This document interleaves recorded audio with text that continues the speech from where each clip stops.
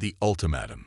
The Grand Assembly Hall of the Galactic Hegemony glittered with the artificial light of 1,000 suns, yet even this manufactured brilliance could not dispel the shadow of dread that had descended upon the gathering. High Admiral Zix Torvin of the Meldarian fleet stood before the Sovereign Council, his usually imposing stature diminished by the weight of the report he delivered. They destroy our entire 7th Fleet. 327 warships gone. 26,000 crew members vaporized. The Admiral's voice cracked, an uncharacteristic display of emotion for a Meldarian. The humans didn't even deploy their main armada. These were just there, border patrols. The council chamber erupted in panicked chatter. The Sovereign 12, representatives of the founding species of the hegemony, shifted uncomfortably on their elevated platforms. For 6,000 years, the hegemony had expanded across the galaxy, incorporating or subjugating over 300 species. Never had they encountered resistance like this. Supreme Sovereign Telavos raised a slender six-fingered hand, and the chamber fell silent. The ancient Ardorian's crystalline skin refracted the light as she leaned forward.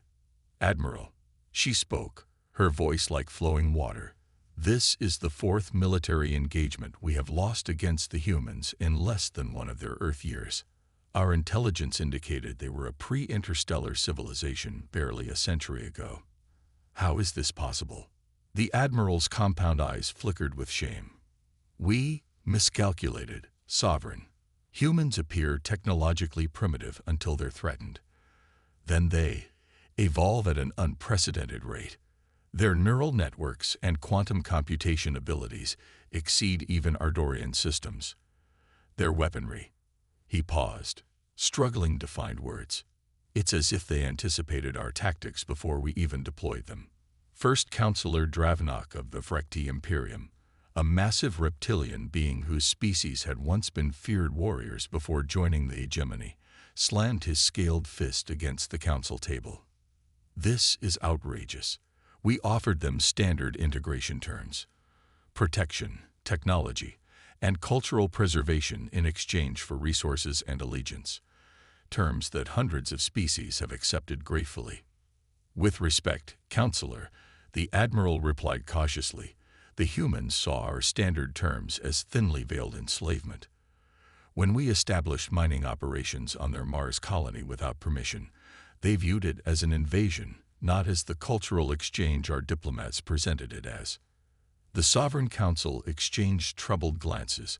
For millennia, the hegemony had perfected the art of galactic expansion through a careful balance of diplomatic pressure, technological superiority, and strategic military action. Species either accepted hegemony membership willingly or found themselves facing overwhelming force until they relented. The approach had never failed, until humanity. "What about the colony worlds we successfully occupied?" asked Counselor Ishaven of the Tilari Conclave, her feathered crest lying flat against her head in distress. A new voice entered the conversation as Intelligence Director Kim Lori stepped forward, her holographic avatar shimmering slightly as it adjusted to the chamber's atmosphere. "All lost, Counselor. The humans developed some kind of quantum entanglement communication that bypassed our jamming systems.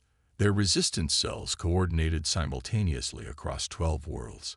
Our occupation forces were eliminated with disturbing efficiency." The silence that followed was profound. Not since the cataclysm wars that led to the hegemony's formation had the Council faced such a dire situation. Perhaps, ventured Counselor Nix Edar of the Zenthi Confluence, the youngest of the Council members, "we have approached this incorrectly.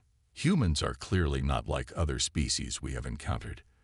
They value something they call freedom above all else, even their own safety and prosperity." Supreme Sovereign Telavos nodded slowly. "You suggest negotiation. True negotiation, not the formalities we typically engage in." "Yes, Sovereign. Not as conquerors, but as equals." The chamber erupted once more, many counselors outraged at the suggestion. The hegemony did not negotiate as equals. It dictated terms from a position of absolute power. Yet as the debate raged, a growing sense of unease settled over the assembly. The humans had proven themselves capable of challenging that absolute power. 3 cycles later, the hegemony dispatched its most prestigious diplomatic vessel, the Harmonious Accord, to the edge of human-controlled space. The message they transmitted was carefully crafted, stripped of the usual implicit threats and condescension that characterized hegemony diplomacy. They requested peace talks on neutral ground, promising concessions and reparations for misunderstandings that had occurred during first contact. For 7 standard days, the Harmonious Accord waited at the designated coordinates. Then, without warning, a small human vessel appeared. No weapons signatures were detected, but the hegemony diplomats felt a chill nonetheless. The human ship transmitted a single brief message, not in the formal diplomatic protocols of the hegemony, but in plain, unadorned language. The people of Earth have considered your request for negotiations and have reached an unanimous decision. We decline. There will be no talks, no treaties, no arrangements of any kind. Your hegemony operates on principles fundamentally incompatible with human values. You mistake our restraint for weakness. This is your only warning. Stay away from Earth and all human settlements. Any further encroachment will be interpreted as an act of war, and we will not show the mercy we have demonstrated thus far. The message ended abruptly. Before the stunned hegemony diplomats could formulate a response, the human vessel vanished, utilizing a form of faster-than-light travel that hegemony sensors couldn't even categorize.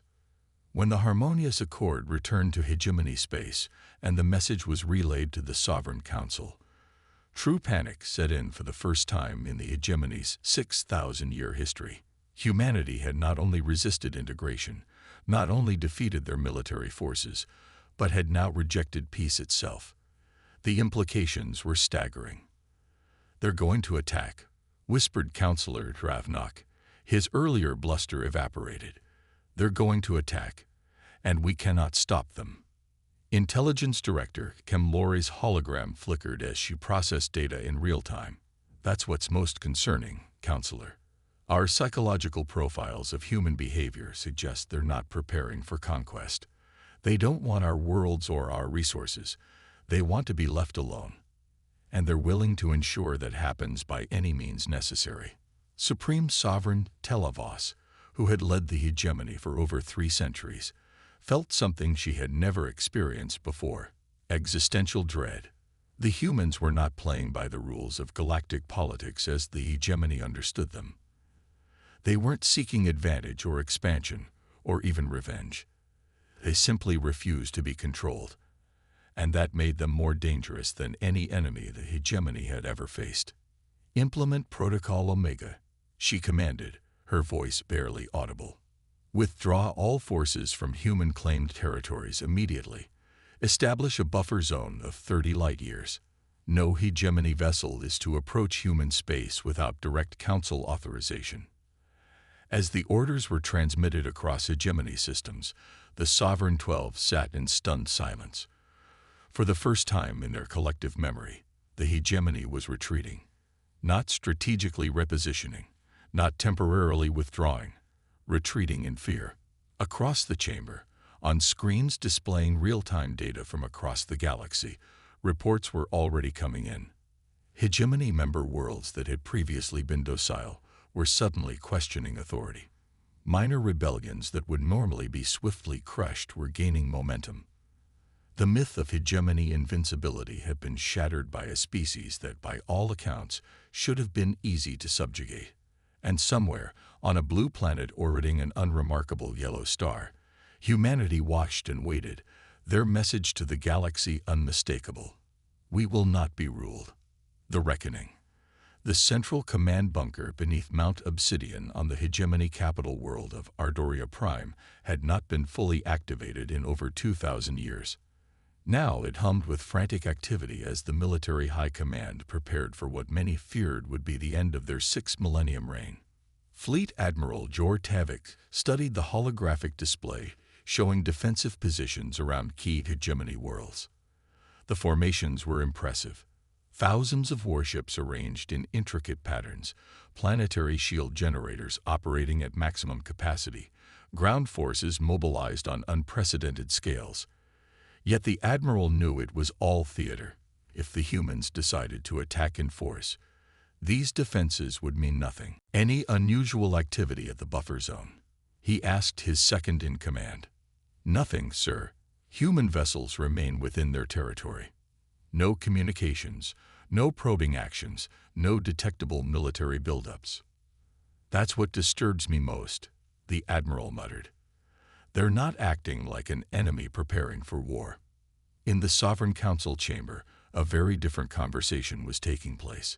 Intelligence Director Kemlori's hologram displayed footage from worlds at the outer reaches of hegemony influence, worlds where the grasp of central authority had always been tenuous. The Friothi system has declared independence, she reported dispassionately. Their planetary council invoked ancient sovereignty clauses in their integration treaties. The Kithri Collective and Vegan Alliance have followed suit. 17 additional systems are showing signs of imminent separation. Supreme Sovereign Telavos closed her eyes briefly. And our response? We dispatched subjugation fleets as per standard protocol, but the Intelligence Director paused. They encountered human vessels at the jump points. No aggressive actions were taken, but the humans broadcasted detailed battle records from our previous engagements with them. Our fleet commanders chose to withdraw. They chose to withdraw. Counselor Dravenok's voice rose in outrage. They disobeyed direct orders from the Sovereign Council. They chose survival, Counselor. The Intelligence Director replied. Our own military analysis indicates a 98.7% probability of total fleet loss if they had engaged. The humans didn't need to fire a single shot. Their mere presence was enough. The implications hung heavy in the chamber. The hegemony maintained control through the absolute certainty that resistance would be met with overwhelming force. If that certainty vanished, if fear of the hegemony was replaced by a greater fear of human intervention, the entire structure of their galactic empire would collapse. Hundreds of light years away in the Sol system, General Elaine Chen stood on the observation deck of the orbital defense platform Aegis, watching Earth rotate serenely below. Behind her, a group of civilian leaders, representatives from the United Earth government, waited for her assessment. They're pulling back from all contact zones, she reported. Long-range sensors show their fleets withdrawing to core hegemony systems. The buffer zone is clear. President Miguel Santos nodded thoughtfully. And the world's breaking away from hegemony control. No direct interference from us. As per your orders, Mr. President, we're maintaining observer vessels only. If the hegemony attempts military suppression, we'll reevaluate. Santos turned to Dr. Aisha Okafor, Earth's foremost synopsychologist. You've studied the hegemony extensively since first contact. Doctor, what do you make of their response? Dr. Okafor's expression was grave. They're terrified, Mr. President, not just of our military capabilities, but of what we represent. The hegemony's power structure is built on predictability and control. Species either accept subjugation willingly, fight, and lose, or fight, and eventually negotiate surrender on slightly better terms. We've introduced a fourth option they've never encountered, successful resistance with no interest in dominance. It's completely outside their conceptual framework. And the ripple effects? Asked Defense Minister Chen Wei. Already beginning, Dr. Okafor replied. The hegemony maintained control not just through military might, but through cultural and psychological conditioning of member species. The belief in their inevitability was as important as their actual capabilities. We've broken that spell. Every species under their rule is now reassessing their position. Back in the Sovereign Council chamber, the hegemony leadership had reached a similar conclusion. Reports continued to flood in, minor rebellions flaring into open revolution, tribute payments suspended, hegemony representatives expelled from previously compliant worlds. We're losing control, Counselor Ishiven stated the obvious, her voice hollow. Centuries of careful expansion undone in mere months. Supreme Sovereign Telavos had aged visibly since the crisis began. Perhaps, she said softly, we should consider what the humans truly want. They've made that clear, responded Intelligence Director Kamlori. They want to be left alone. No, the Supreme Sovereign shook her head. That was their immediate demand, yes. But there's something deeper. Our intelligence reports on human history show a pattern. They resist control, yes, but they also respond positively to genuine respect and cooperation. Their own political structures evolved from domination to representation. Perhaps they're not rejecting us. They're rejecting what we represent. For several moments, the council chamber was silent as the implications of this statement sank in. The hegemony had never considered that its fundamental organizing principle, the right of the technologically and militarily superior to rule, might itself be the problem.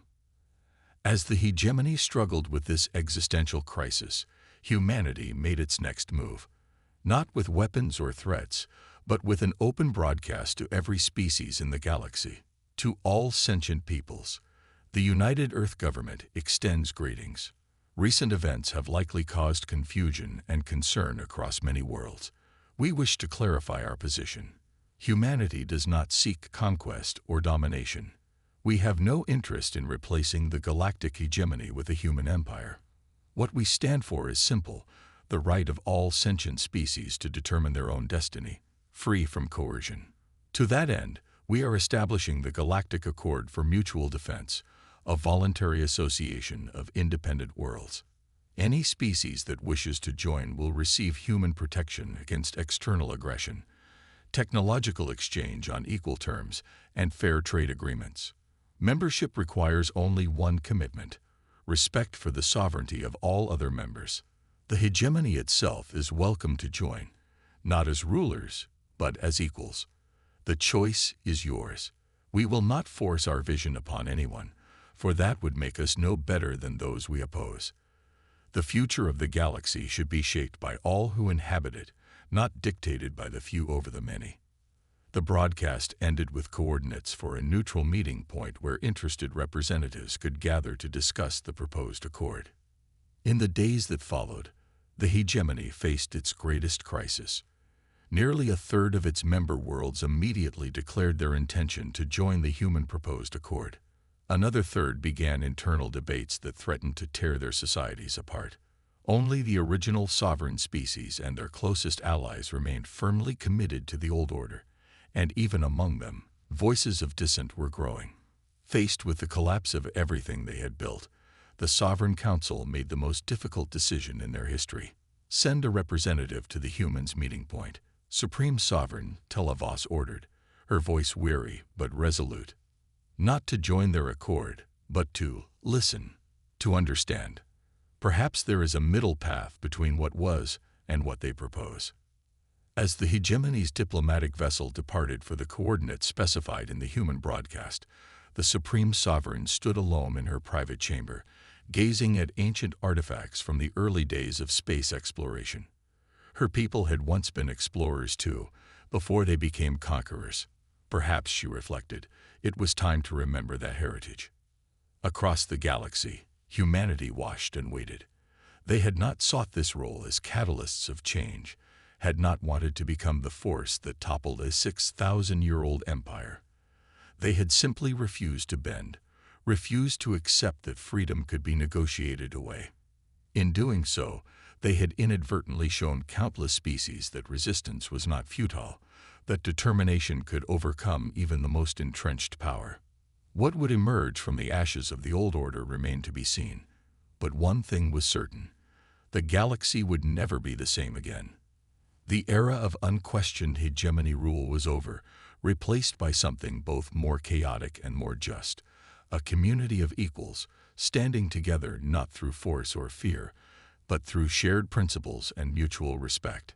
And it had all begun with a simple, profound human refusal. No, we will not negotiate. We will not surrender. We will be free.